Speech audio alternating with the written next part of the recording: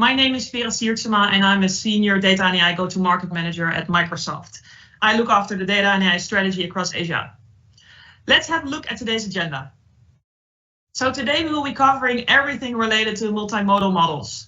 To those who are new to this topic, these are models that can understand and interact with multiple input types, such as text, image, audio, and more. But to look into this in more detail, we actually have two fantastic technical experts joining us today. So first, we will have Swadhin Shukla, a Principal Program Manager at Microsoft Research based in Seattle, and he will help you understand multimodal agentic systems, how to build them, and what the current focus areas are for improvement. After that, we will move to Sunil Satiraju, an AI Senior Global Black Belt based here in Singapore. He will make a multimodal system real for you by creating a real-life demo, including input from speech, text, and more. So without further ado, let's move to Swadhin. Hello, everyone. Thank you, Vera and team, for hosting me. I'm Swadhin, PM with the Deep Learning Group at Microsoft Research. At MSR, we work as part of the global research community to advance AI with the aim to enhance our understanding of artificial general intelligence, create new model architectures with emerging capabilities, achieve societal benefit through the advancements of AI.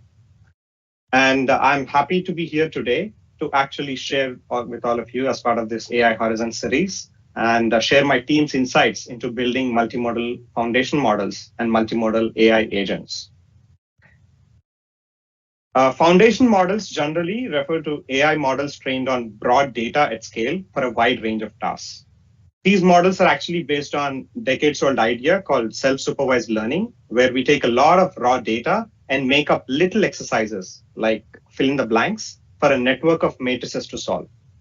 By repeatedly doing these exercises, the network learns to recognize an array of patterns and abstractions.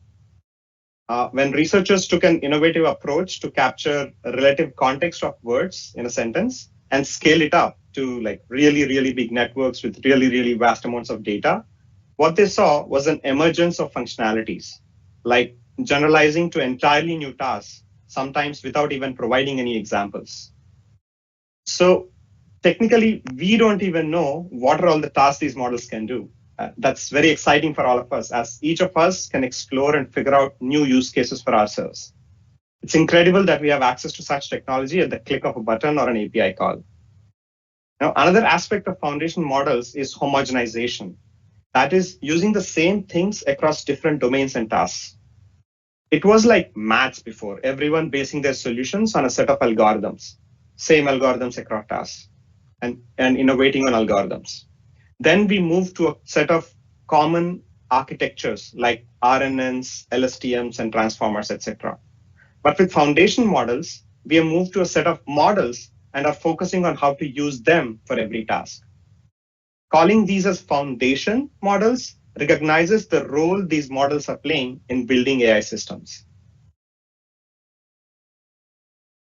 Foundation models can work with many different modalities other than text, from both understanding and generation perspective. Some examples are image, audio, video, speech, graph structured data, time series, 3D, robotic policies, biological sequences, and many more.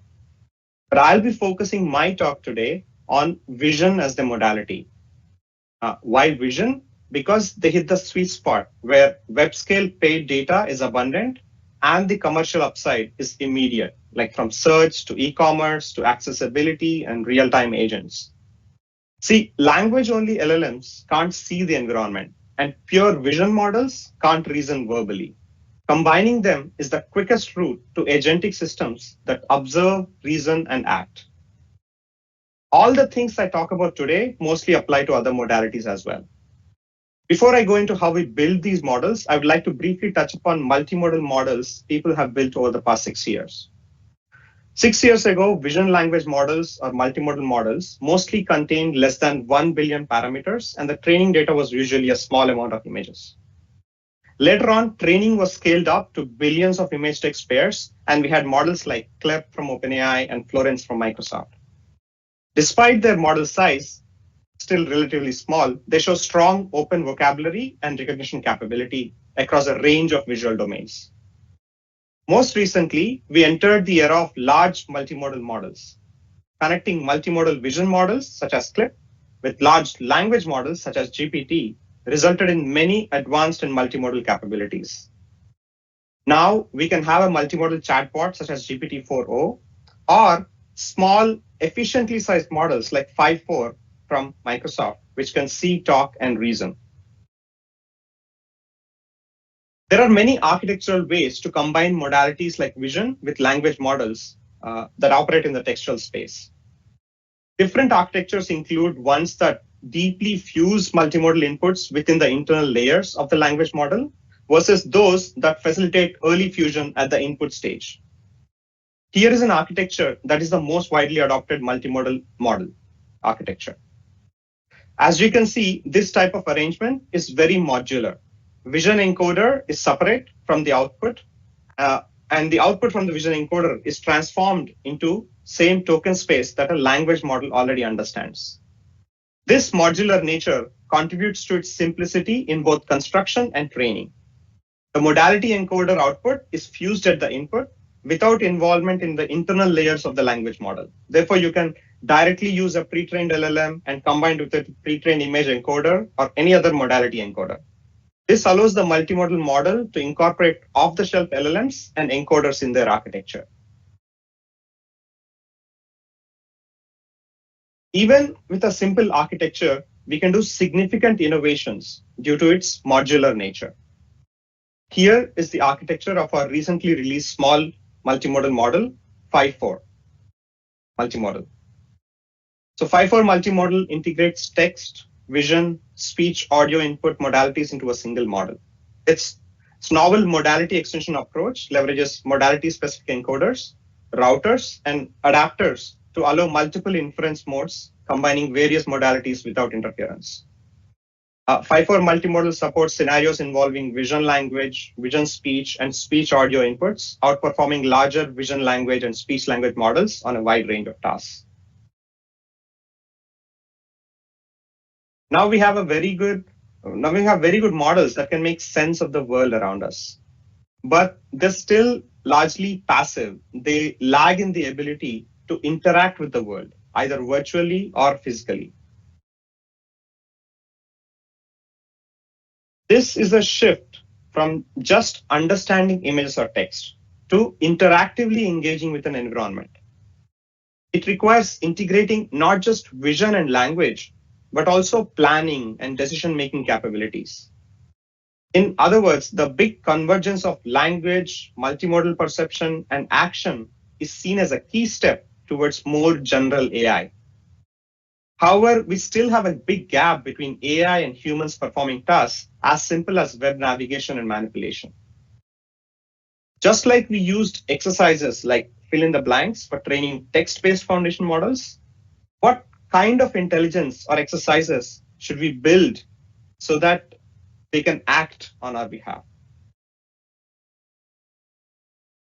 To grow from multimodal understanding to agentic capabilities, we need to give them the ability to capture the position, location, motion of objects and interacting with the 2D, 3D world, like along a time axis. That is, we need to enhance their spatial and temporal intelligence, where the objects are positioned relative to other objects given an image, and how they change over time if any action is being taken on them. Just like web-scale image and text data we use for vision language models, we need to leverage large-scale human demonstration data to build such intelligence. We also need to give them a controlled environment to try different actions and learn impact of those actions. Some model of a world where they can massively scale their learning. With these considerations in mind, we took a step along this direction with Project Magma from Microsoft Research. It is a small multimodal agentic model, only 8 billion parameters in size, but shows significant performance on a variety of tasks against models much larger than that were trained with bigger data sets.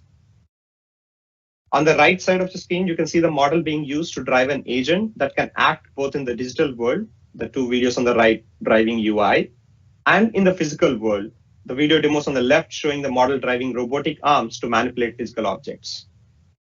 It's a significant extension of vision language models in that it not only retains the vision language understanding capability, but is also equipped with the ability to plan and act in the visual spatial world with spatial temporal intelligence, I just mentioned. So what did it take to build Magma? What does it even take to build a model? Let's dive in. What does it take to build a model? Data and more data. Massive data sets of reasonable quality data and a reasonable size of high quality task specific data. Data curation is crucial. So for Magma, we filtered out inappropriate content and ensure a mix of modalities. As you can see here, we used lots of open source data sets, and a lot of open source data sets are available for some of these tasks.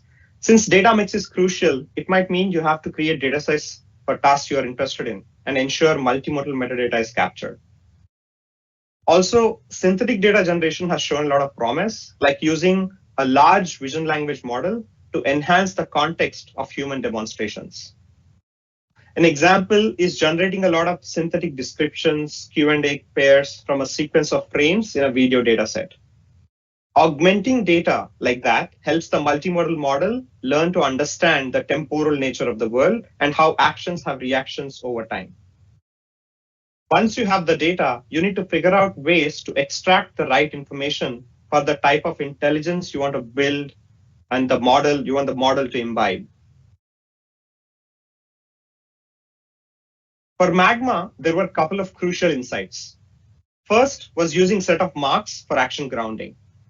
Set of marks is an earlier work published by our team at Microsoft Research, which has been widely used by the community for UI and robotic tasks, as it helps to ground agent actions spatially in the images. It's based on a simple discovery, actually. Overlaying a numbered list of spatial and speakable marks on the images unleashes the visual grounding abilities of vision language models. For example, if the task is to navigate a web page, the set of marks includes all the bounding boxes for clickable user interface elements. In a physical task like setting a table, the set of marks could include the plate, the cup, the position of each item on the table. By providing set of marks, we give Magma a high-level hint of what needs attention, the essential elements of the task, without yet specifying the order or the method. It's also the basis for OmniParser, the screen parsing tool for GUI agents from Microsoft that you learned about in the previous episode of AI Horizons on small language models. Second insight was extending the strategy of overlaying marks from static images to dynamic videos by incorporating tracing lines following object movements over time. While set of marks highlights key objects or interface elements relevant to a task, trace of mark captures how these elements change or move through an interaction. For example, in a physical task like moving an object on a table, trace of mark might illustrate the motion of a hand, placing the object and adjusting its position. By providing these temporal traces, trace of mark offers Magma a richer understanding of how actions unfold, complementing set of marks' focus on what needs attention. Leveraging these insights and performing appropriate data processing, we trained Magma on a standard multimodal architecture that I had shown before. Here is the Magma pre-training pipeline. For all training data, texts are tokenized into tokens, while images and videos from different domains are encoded by a shared vision encoder. The resulted discrete and continuous tokens are then fed into an LLM to generate the outputs in verbal, spatial, and action types. Our proposed method reconciled the multimodal understanding and action prediction tasks. Despite its small size, Magma creates new state-of-the-art results on UI navigation and robotic manipulation tasks, outperforming previous models that are tailored specifically to these tasks. From left to right, we evaluate on spatial grounding, digital UI navigation, and physical robot manipulation. Our Magma model clearly shows the advantages to the counterpart methods, including GPT-4V. Note that our model is the first and only model that can perform all three tasks simultaneously. And all the code and datasets we use for our project are open source, and you can try the model out today on Azure AI Foundry. But there's still a lot to do. We have three focus areas in this space. In-context learning is the ability of a model to rapidly adapt to new tasks by being given a few examples or instructions at inference time. Extending this to multimodal models is an active focus. Next is how do we enhance planning and reasoning capabilities of these models? As shown with language-based reasoning models, some tasks require system 2 thinking to derive the final answer. Models might have to decompose the task into multiple steps to attain actions step by step, probably also requiring self-correction in the middle.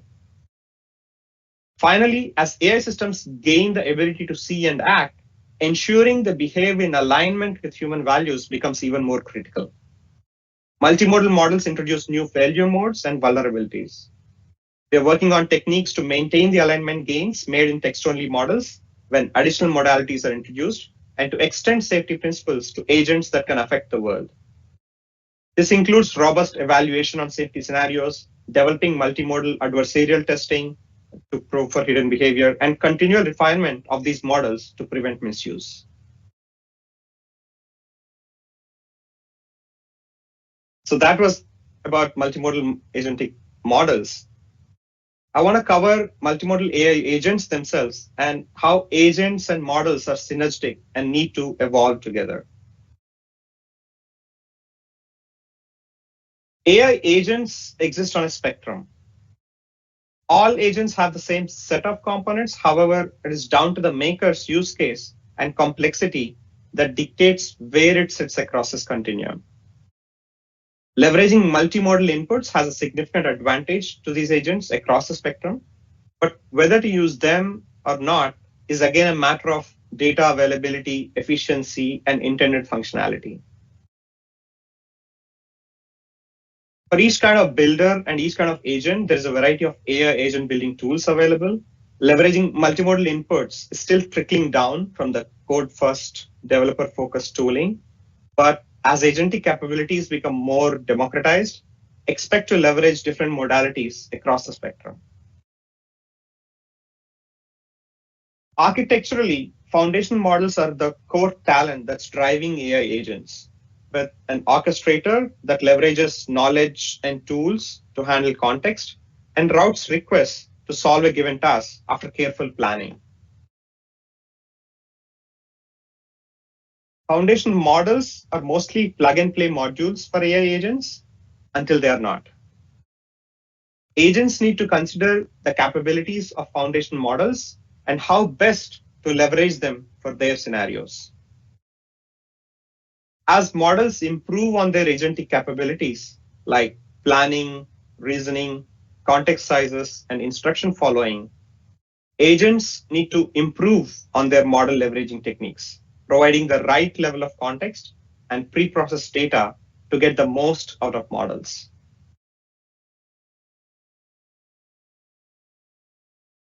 In this talk, I specifically wanted to focus on research around multimodal AI agents and gaps in their performance against humans.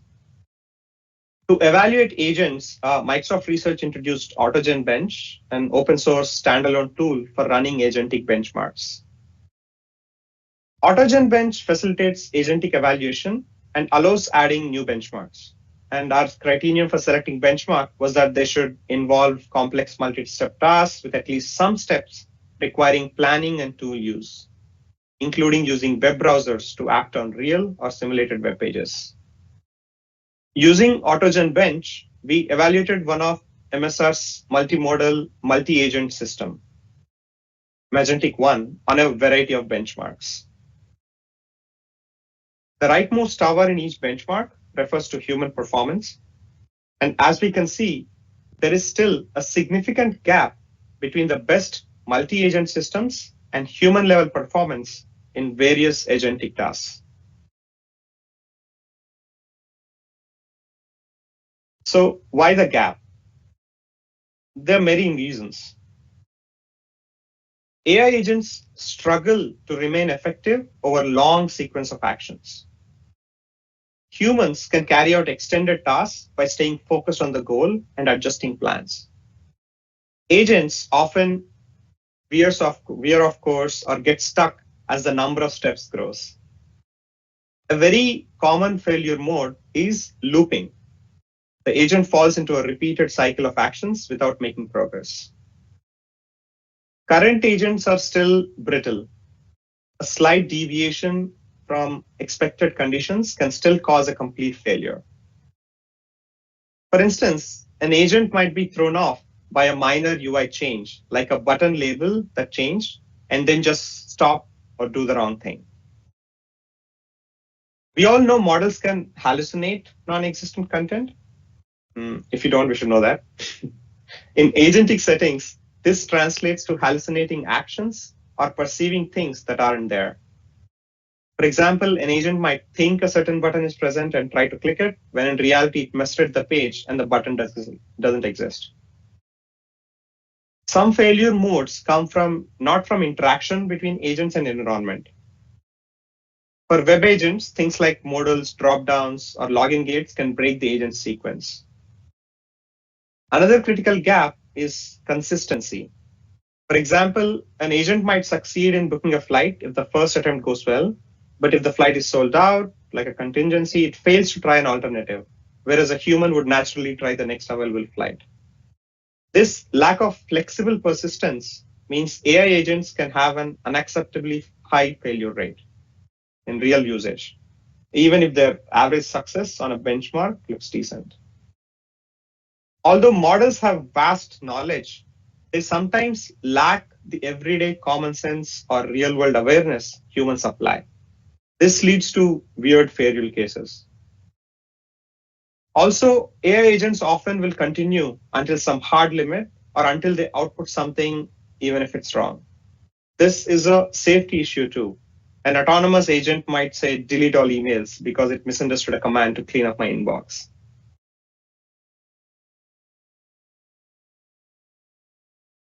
A number of recent advances have tried to address these gaps. These are coming from across the industry, including Microsoft, and aim to help organizations gain confidence in deploying agentic systems for real-world use cases.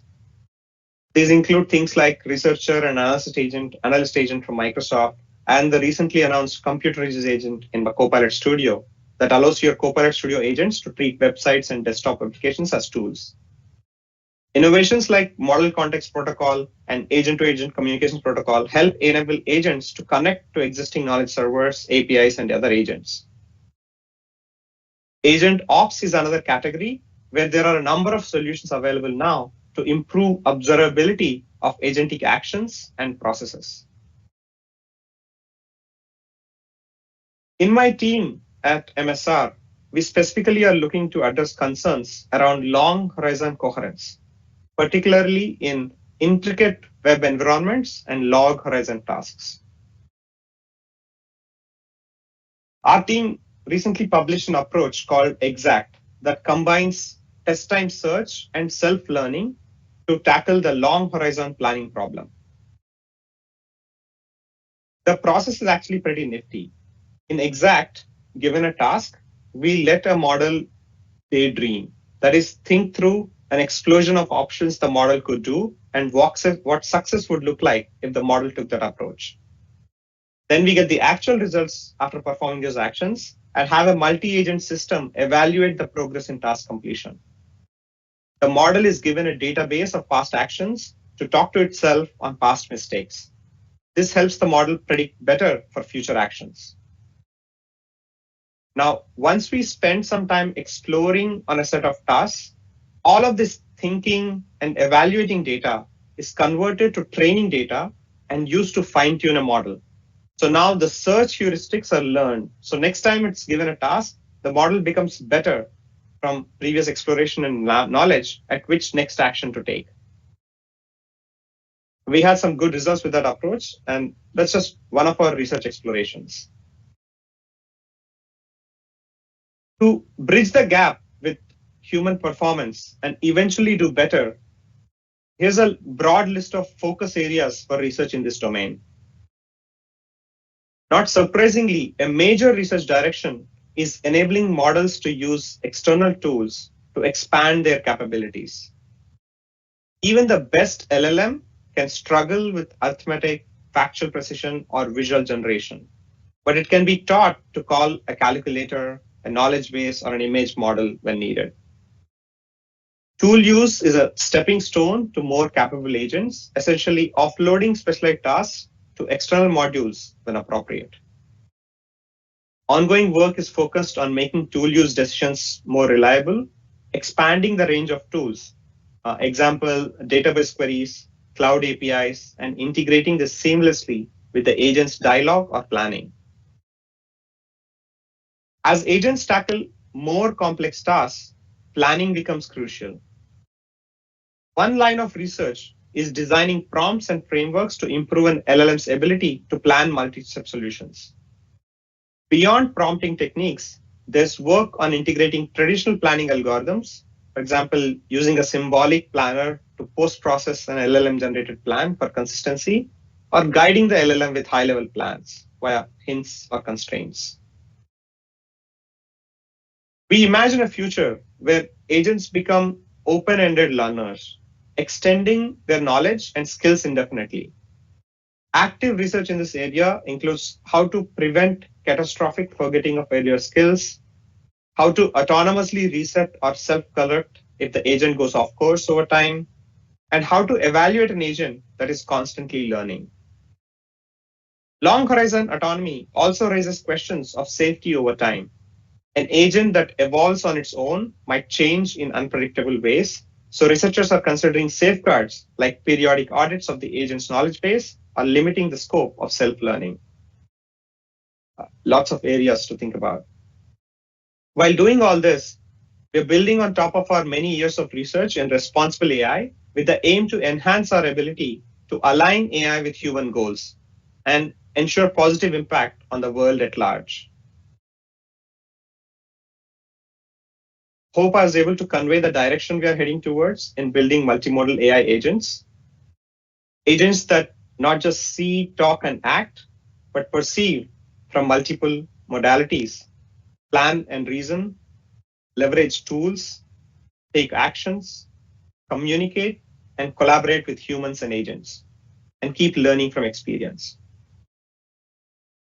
Thank you for your time.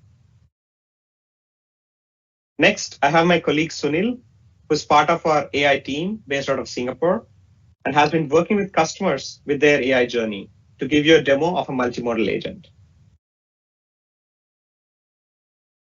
Awesome, Sudhin, and thank you so much for going through the different aspects and what's possible today, what's upcoming. Really great. As part of my session today, I wanted to kind of share a practical example of what we can do with the technology that's available right now, right? So I want to take a simple example of the day-to-day activities that a typical business would take. Imagine scenarios like front desk personnel where they need to kind of manage the bookings and take and changes to the bookings and cancellations, so on and so forth. But I want to take an example of the healthcare, right? So they already have a lot going on. And we want to kind of see how these the new advancements in these models, how they can help, especially for booking, right? So manual bookings are a bit slow. They can be a bit time consuming, and of course, like a lot of other things, and it could get very frustrating as well. And then of course the patients are the customers, right? So they also are expecting an always-on service, right? So they want to have the flexibility of changing the bookings anytime they want, that they want to be able to reschedule it and things like that.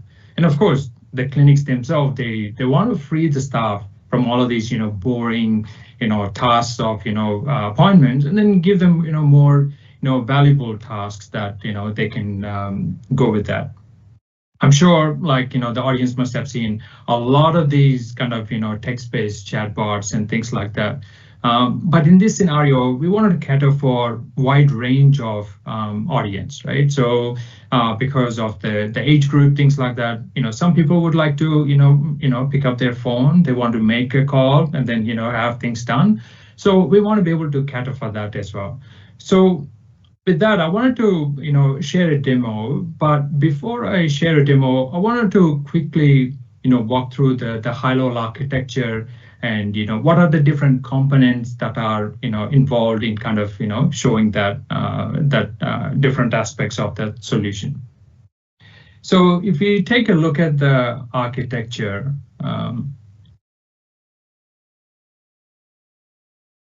awesome, thanks for this. So if you look at from left to right, so left we have the users trying to kind of call in and then through their mobile phone and things like that. And then we have a service called as ACS, or Azure Communication Service. So it kind of enables developers to easily add real-time communication. So it has things like voice calling, video calling, SMSs, and you can imagine all of the different interactions that they need to do. And then of course available all through nice APIs and SDKs so that they can integrate into their existing services. ACS also offers enterprise grade reliability and again low latency communication, and then of course the ability to kind of scale up and down automatically with the as the usage goes up and down. Like many other Azure services, it comes with built-in integration, takes care of the regulatory compliance, and has got deep integrations with the rest of the Azure ecosystem. And then in the middle or the core is the semantic kernel. Again, it's like Swadhin mentioned, it's one of the frameworks that Microsoft has built to kind of orchestrate these complex workflows. In our case, this is a relatively simple workflow, but imagine you have to kind of take actions on multiple different or call different APIs to kind of take actions, right? So this is where semantic kernel will kind of helps you to kind of do that. It has got a nice way of orchestrating with plugins, planners, and personas. So you can kind of segment them as you see fit. And it also integrates well with your Azure AI agents as well. So and then it takes care of some of the very common things like the memory management, the context management, and things like that. And the semantic kernel framework, it supports more than just the OpenAI. So again, like all of these different great models that we see, you can easily kind of plug and play and then test them and then make it available for our solution. And in terms of the core brain of the solution, right? So we are using the GPT-4o real time.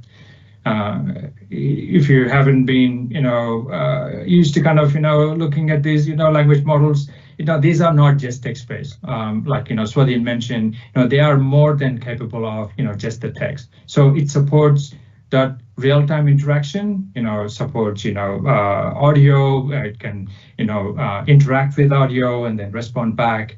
And then, of course, it's low latency, supports, very high responsive interactions. And then more importantly, gives you a configurable voice activity detection, right? So again, you can imagine scenarios where, you need to detect the speech, right? So you need to be able to kind of pause, and then you need to cater for background noises. You need to have, encounter for multiple different, scenarios within that, the call, right? So all of that kind of, have that as, configurable. And if you look on the right side, so in this case, we use Microsoft Booking. I mean, again, it's part of a M365 suite to organize and schedule all of your bookings and things like that. But you can easily use this with any of your existing bookings and things like that. But one nice thing about the Microsoft Booking though is you can have this integrated with your rest of the ecosystem, like integration into Teams, with your Outlook, and to kind of the rest of the workflow that you would typically need to be able to do. So with that, let me start by sharing my screen, and then let's see with a quick demo on how this looks like. Let me explain my setup here. So on the left, what I have is a container wrap. Again, I've wrapped up all of the semantic kernel code, all of the interactions and everything. And then we will do a walkthrough of the code quickly as well. So we've kind of, wrapped up everything into a container wrap, and then we have it, deployed and then, made this available. On the right side, as you can see, this is the booking app. So I just wanted to, it's a clear schedule, so which is unlikely, but in this case, it's a empty schedule. We don't have a lot of bookings here. We have a Teams activity, so which can use to kind of see how the bookings made through the chatbot can come into the Teams activity, and then of course, like how you can have those sent as an email and things like that. So with that, let me make a call. So as you can see, I'm using my mobile phone here, and then I want to call the clinic and then set up an appointment. Let's give it a go.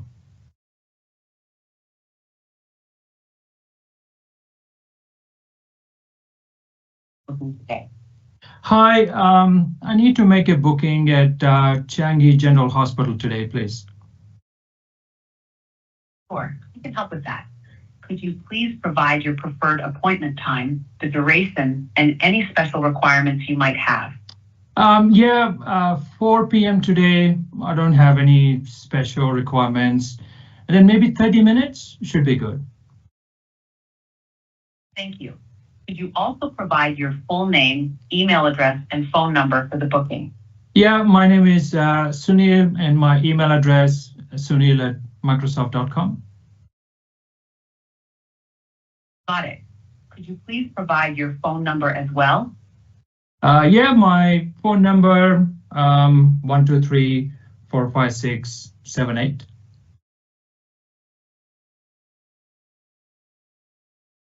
Your appointment is confirmed at Changi General Hospital today at 4 p.m. for 30 minutes.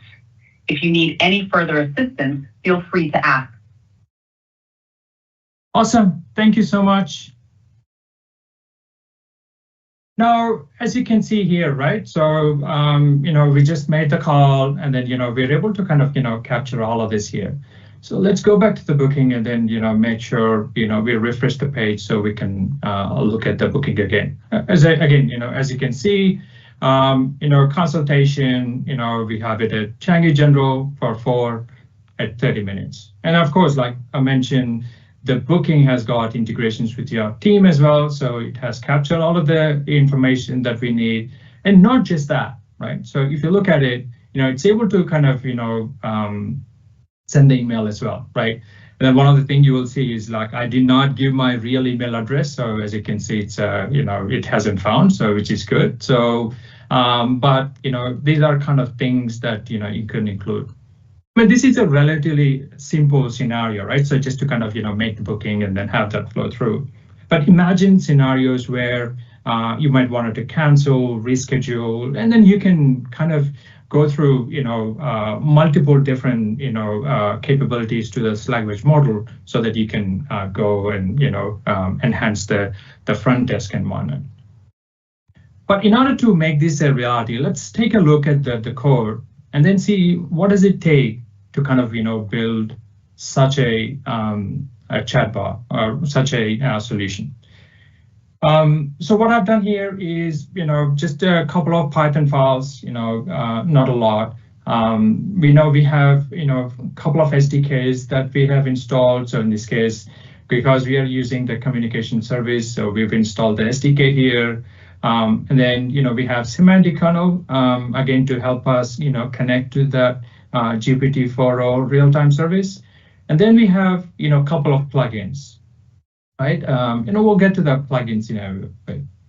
And then, we've set up all of the environment. We kind of loaded all of the keys and things like that that are required. Again, we're using the keys, just the sake of this demo. But in, maybe in your production environment, you might want to use managed identities and, so on and so forth. And then, we have, created a communication service client here. And then, we have set up a semantic kernel, right?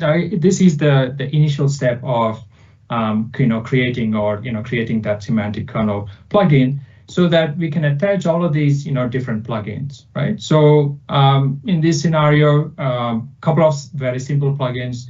One is to just get the current date and time, and then, whenever they say goodbye, you can kind of, give, your personalized touch and things like that. So that's one plugin. The second, of course, the crucial one is the medical booking, right? So in this, we have set up a Graph API.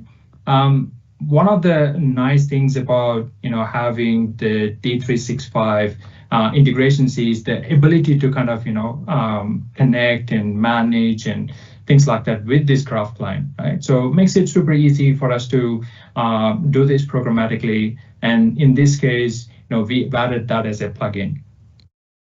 So let's take a look at the plugin and then see, how it looks like, right? So we have got three key important functions, right? So one is to book an appointment. So it takes in, all of the required information. So as you can see, right? So when I was making the call, it is, making sure that, we have all of these kind of, different information, right? So this is where it gets all that info. So it needs the clinic name, the duration, and the email, phone number, and the name, and so on and so forth.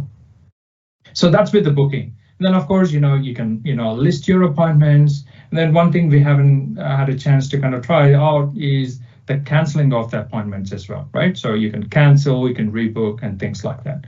So those were the three key functions that we have given. And then we've added that capability to the kernel, the semantic kernel that we created. So once we have that set up ready, so we wanted to have that additional functions to kind of interact with the real-time model. So we created a function to forward the audio from the model to the WebSocket client of ACS. Then again, the vice versa, right? So if you have to forward the audio from ACS client to the GPT-4 model, we can use this as well.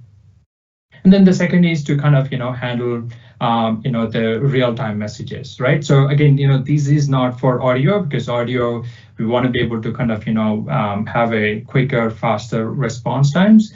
But you do want to kind of, maybe, keep a track of, when a session is created, how's the conversation going, and then maybe things like, maybe you want to inject additional items into it and things like that, right? So, you can have these to kind of help with that. The second one is, like I discussed, right? The GPT-4 model offers us the configuration to kind of fine tune for the environment that we are working in, right? So, especially in terms of detecting the tones, right? So as you saw from the previous voice conversation, right? So it was pretty natural, right? So it's pretty natural enough for us to be able to kind of, help us with the booking, right? So these are some of the configurations that, you can use to kind of fine tune it. And then we've got a endpoint. So again, all of this is wrapped into, in this case, we're using Quad, but this could be your Fast API or, any of your framework, any favorite web framework. So in this case, we're providing a WebSocket interface so that, you can, make the connections, do the bidirectional back and forth interactions, and then you have an incoming call. So remember, so we created a phone number so that, we receive incoming calls, right? So the Azure Communication Service provides that capability. So every time someone calls the number, raises an event, and then, we have all of these kind of, SDKs to help us, act on those, calls that are coming in. And of course, the callback scenarios as well, right? So when we have the call, and then, once it's connected, and then the media kind of, streams and things like that. So this is kind of, addressing on the multiple different, cases that we need to address. And that's all. I mean, if you look at it, just a couple of, Python, fun functions, few functions to be able to kind of, get to that overall end-to-end, right? So if I had to summarize, right? So what we've done is we've taken the GPT-4 or real-time model. So we've kind of integrated that with the Azure Communication Service as a mechanism to kind of, take in those input calls. And then, we are able to kind of attach, in this case, a Microsoft booking application to kind of, book, list, and, potentially you can change appointments, things like that. And then have all of these kind of, wrapped up as a solution so that you can enable logging and then, tracing and so on and so forth. And with that, I'll hand this over back to Vera. Thank you, Sunil. That was awesome. And thank you, Swadine. I think it was really great. I loved how, Swadine, you explained the foundations around multimodal models. And then, Sunil, you really made it real with that demo. And then, of course, thank you for everyone listening in. I really hope that this session has shown you that Microsoft Research and the Microsoft product teams are really at the forefront of building multimodal models. And before we close off, I would love to do like a quick recap. So clearly, depending on the complexity and the capabilities that you're after, there's a whole spectrum of tools that you can choose from to build agentic AI solutions. It really is a creative process. The process is really determined based on the scenarios that you're targeting. It's based on the data that you're using, and it's also based on the preferences that you have on the configuration. And it's also clear that large language models have evolved quite significantly from using chat and text to now also including audio, image, text, and more type of formats. So there's a long way to go to still meet human level performance, as Swadine mentioned.